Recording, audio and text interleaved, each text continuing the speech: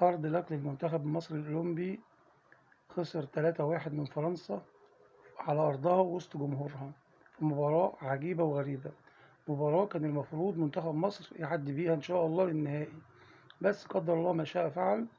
منتخب مصر لعب شوط أولاني ونص الشوط التاني على أعلى مستوى، على أعلى مستوى، لغاية ما جول التعادل دخل في الدقيقة 85 لمنتخب فرنسا. وبعديها حصل طبعا في الوقت الإضافي حصل طرد، فده اللي أثر على المنتخب. وده يعني يعتبر اللعيبة فكت بعد الطرد ده، يعني بعد طرد عمر فايد اللعيبة تعتبر خلاص فقدت الماتش وفقدت البطولة، وخلاص يعني ما بيفكروش بقى، خلاص خلص، فقدوا الأمل، يئسوا. بس المنتخب لعب أداء ولا أروع، وشابوه الميكالي المدير الفني للمنتخب عمل بطولة رائعة، عمل بطولة رائعة. ولاعيبة المنتخب بصراحة عملوا كل اللي عليهم، عملوا كل واحد يعني بذل أقصى جهده في البطولة ديت. بس نرجع ونقول إن التدعيمات لو كانت قوية شوية، يعني محمد عبد المنعم لو كان جه وإمام عاشور كانوا فرقوا جدا مع المنتخب دوت، وكنا إن شاء الله وصلنا للنهائي مستريح. إمام عاشور ومحمد عبد المنعم المنتخب كان محتاج لهم قوي في الماتش بتاع امبارح بالذات. خبرات محمد عبد المنعم كانت تفرق، وخبرات إمام عاشور ده اللي فرق مع المنتخب. تخيل الاتنين دول لو كانوا موجودين مع مع اللعيبة الموجودة كنا وصلنا للنهائي وخدنا ميدالية ذهبية. أنا كنت بقول لك كنا هناخد ميدالية ذهبية إن شاء الله. كنت هتفوز على أسبانيا، أسبانيا دي كانت في مجموعتك وأنت فزت عليها 2-1، فكانت سهل أوي أنت توصل النهائي وتاخد البطولة وتاخد الميدالية الذهبية. بس قدر الله ما شاء فعل.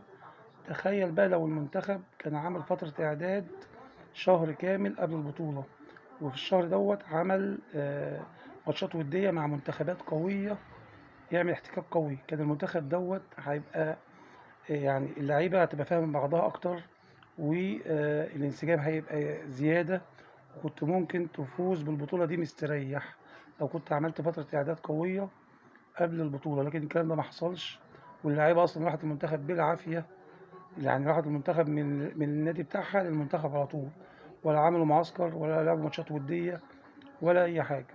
كنت المفروض تحتاج ماتشات قوية قبل البطولة دي، تحتاج مثلا بمدرسة زي البرتغال، مدرسة مثلا زي ألمانيا، البرازيل، تحتك بالمدارس ديت وتلعب ماتشات ودية، كان الانسجام هيبقى أكتر، كنت ممكن تاخد ميدالية ذهبية إن شاء الله، أو على الأقل ميدالية فضية.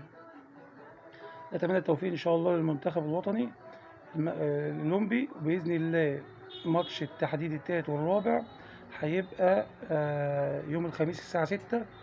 أتمنى إن شاء الله تحقيق ميدالية برونزية بإذن الله.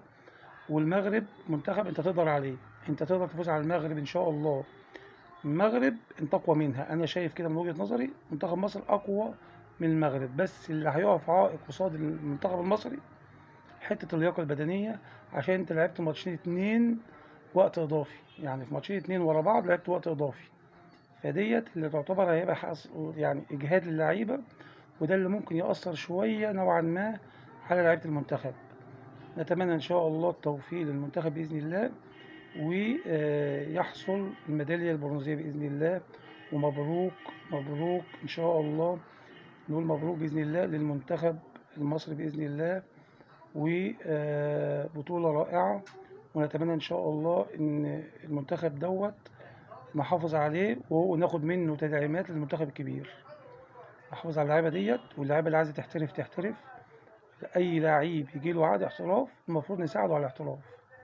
وإن شاء الله بالتوفيق للمنتخب إن شاء الله المصري بإذن الله يوم الخميس قصاد المنتخب المغربي، ونتمنى إن شاء الله تحقيق ميدالية برونزية بإذن الله.